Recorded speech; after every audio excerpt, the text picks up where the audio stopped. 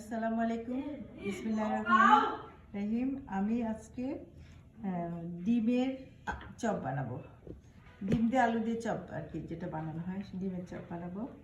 তা আমার লাগবে আলু 4টা সিদ্ধ করে ম্যাশ করে নিয়েছি, বেসন 2 কাপ নিয়েছি, ডিম ফাটিয়ে নিয়েছি, আর 2টো ডিম সিদ্ধ করে কেটে নিয়েছি, আর অরেঞ্জ ক্রাম নিয়েছি। হ্যাঁ, এখন আমার এইটা চুলাতে কিছু কাজ করতে হবে। একটু ম্যাশ করবো ইয়েতে তেল দিয়ে, তারপর আমি ভাজবো, করে ভাজবো। ঠিক আছে, আমি চলে যাচ্ছি। সরিষার তেল দিলাম,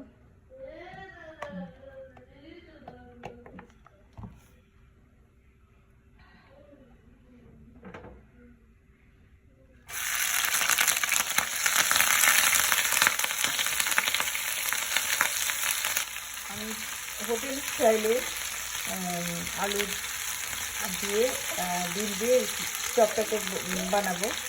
হোটেল যেভাবে করে ওই স্টাইলে বানাবো।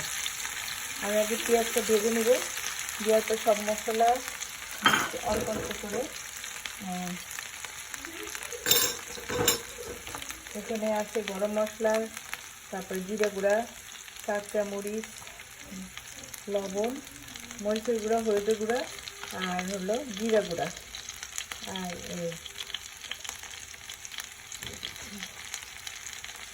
ধনিয়ার গুঁড়া আর কি।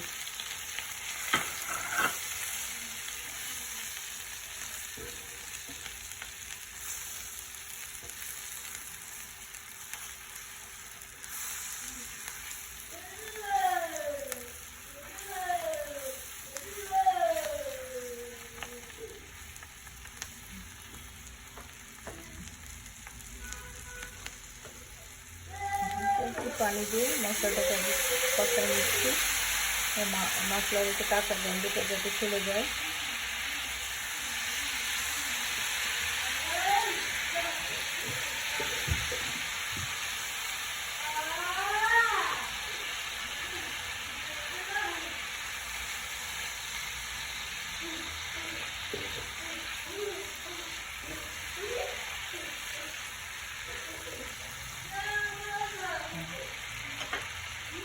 এখন আমি আলুটা দিয়ে দিচ্ছি।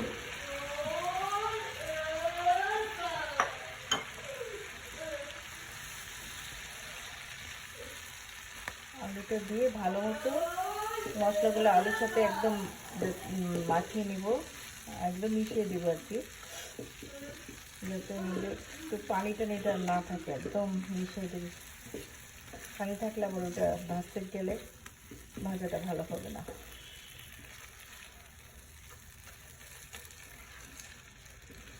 একটু করে আলুটাকে মাখাতে হবে একদম, যাতে মিশে যায়।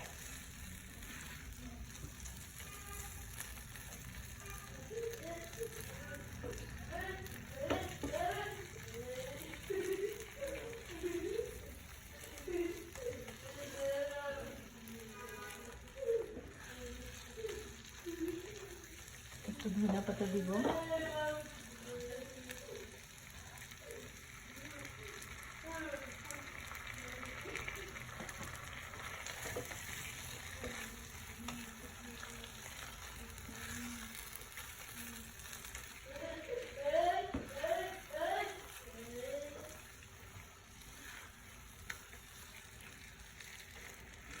ধনিয়া পাতা দিয়ে দিলে একটু ভালো করে ফ্লেভারটা ভালো আসে, ভালো খেতেও মজা লাগে।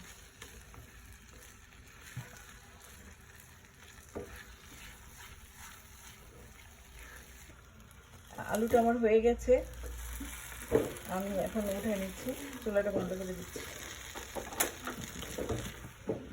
আমি আলুটাকে রান্না করে নিয়ে এসেছি, এখন আমি এটা ঠান্ডা করে নিই, তারপরে আমি চপ তৈরি করব। আলুটা একটু ঠান্ডা হচ্ছে, এখন আমি তৈরি করি।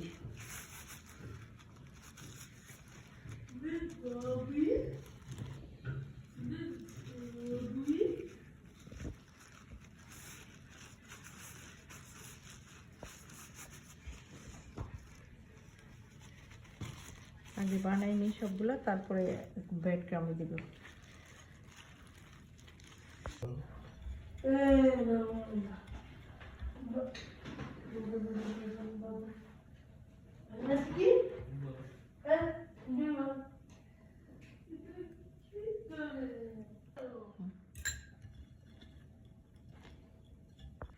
আমার ডিমের কোট চুবিয়ে ব্রেড ক্রামে কোট করে আমি 15 মিনিট ফ্রিজে রেখে দেবো, যাতে এটা ইয়ে হয় না, টেক্সচার ঠিক থাকে আর কি।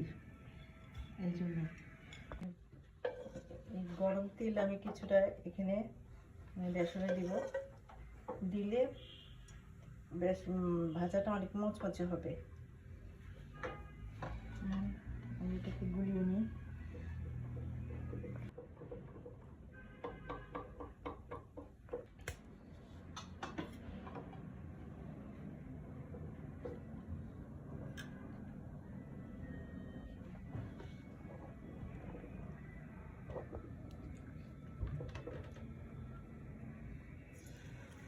আমি একটা একটা করে দিয়ে দিচ্ছি।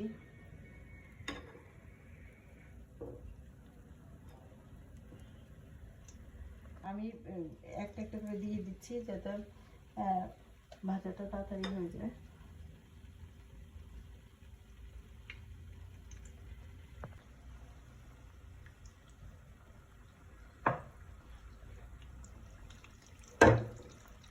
ডুবো তেল ভালো হয় আর কি, একটু তেল দিলাম, তেলটা কম হচ্ছিল।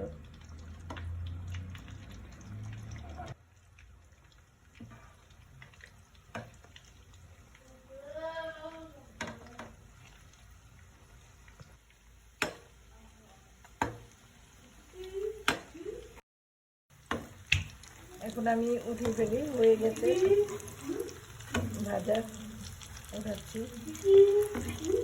অনেক ক্রিস্পি হয়েছে। এরকম হোটেল স্টাইলে এই ডিমের চপটা করলে দারুণ মজা, একবার করে দেখবেন। এখন হয়ে গেল আমার ডিমের chop. Thank you viewers, please subscribe my YouTube channel, like, comment, please please.